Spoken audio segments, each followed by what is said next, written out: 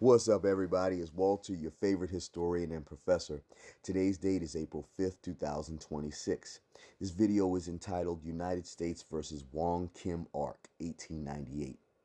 This was a landmark U.S. Supreme Court decision addressing the sole subject of birthright citizenship here in the United States. Birthright citizenship, obviously, as the name implies, means that you are born here and therefore are an American citizen by virtue of that sole fact, with very limited exceptions, all right? And of course, it bears great relevance today with President Donald Trump's executive order seeking to quote unquote revoke birthright citizenship, in spite of it being clearly mandated by Section 1 of the 14th Amendment to the Constitution. Guess what? You cannot revoke a constitutional right by way of executive order. It just doesn't work that way. But at any rate, let me not get ahead of myself. So in United States versus Wong Kim Ark, 1898, you have our subject, Wong, who was Chinese. He was born to Chinese immigrants who were resident aliens in the United States. Wong was born in San Francisco in 1873. Due to the laws at the time, his parents could not become American citizens. Got to understand the context a little bit here. The Chinese were extremely vilified. Okay, they were viewed with considerable contempt. Contempt so great, as a matter of fact, that many Americans did not view them as ever being able to fully assimilate into American society. And if that wasn't bad enough, a lot of Americans viewed them as potentially destructive to American values and norms. Sound familiar? Yeah, I think so too. So, thanks to lots of laws, okay, designed to put up barriers against Chinese immigration and naturalization.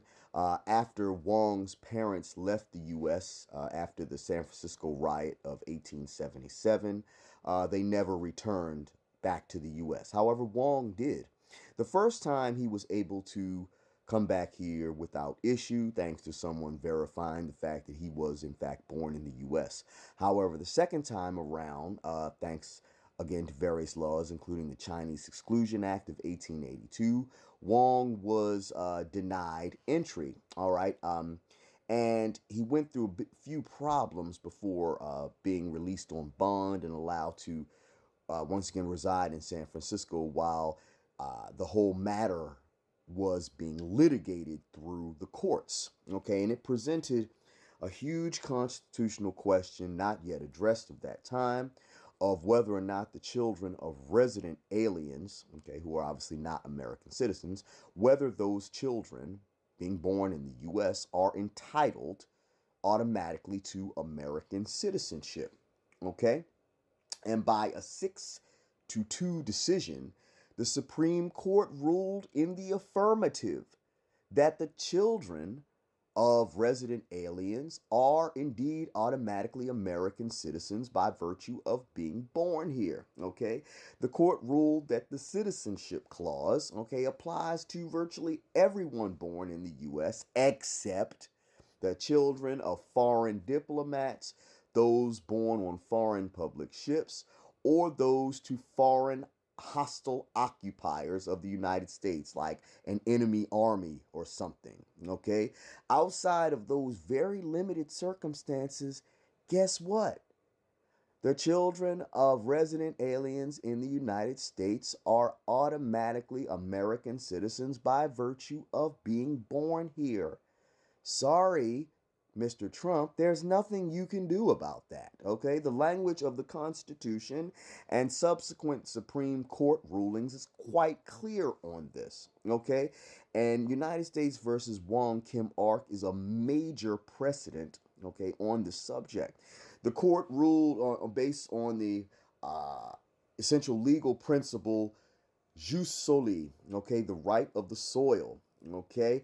It protects the rights of children born to immigrants in the United States. By virtue of them being born on American soil, those children are automatically American citizens, even if the parents are not.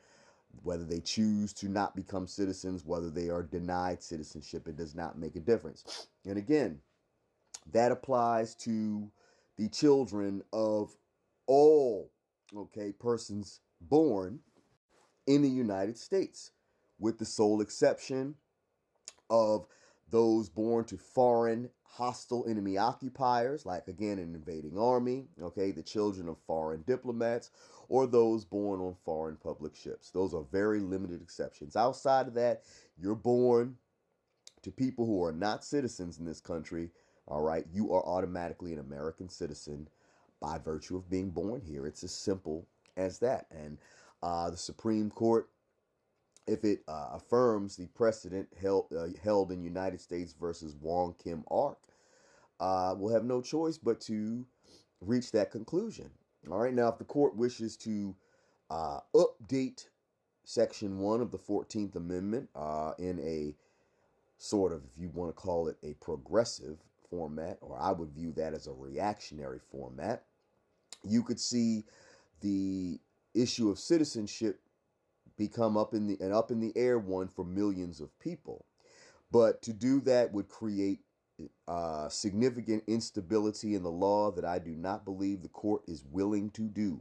And therefore, I think the precedent in United States versus Wong Kim Ark should be affirmed. It is a very strong, solid precedent based on the language of Section 1 of the 14th Amendment to the Constitution. All right, guaranteeing birthright citizenship to all people born here.